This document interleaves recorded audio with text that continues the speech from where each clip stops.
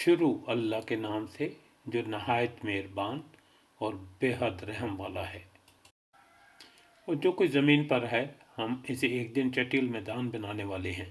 क्या आप ख्याल करते हैं कि गार और कुतबे वाले हमारी निशानियों में से कोई अजीब निशानी थे?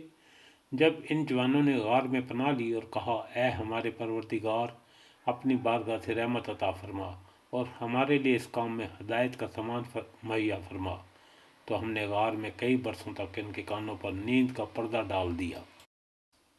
फिर हमने उन्हें उठाया ताकि हम देखें कि इन दो ग्रोहों में से कौन अपने ठहरने की मुद्दत का ज़्यादा ठीक शुमार कर सकता है। ए रसूल, हम आपको इनका असल किस्सा सुनाते हैं।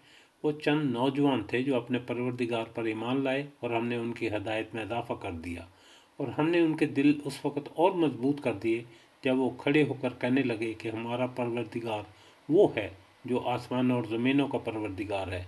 हम उसके सिवा और किसी को माबूद हरगिज़ नहीं पुकारेंगे, वरना हम बिल्कुल नाहक बात के मुर्तकिब होंगे।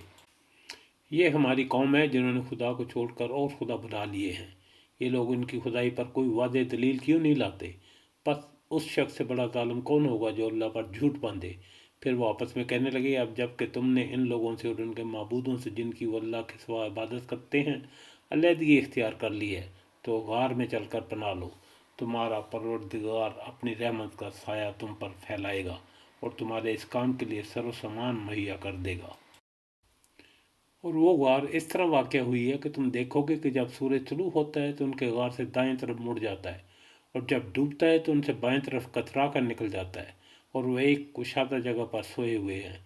ये अल्लाह की निशानियों में से एक निशानी है। जिसे अल्लाह हदायत दे वही हदायत याफ्ता है, और जिसे वो गुमराही में छोड़ दे तो तुम उसके लिए कोई यारो मददगार और रहनुमा नहीं पाओगे।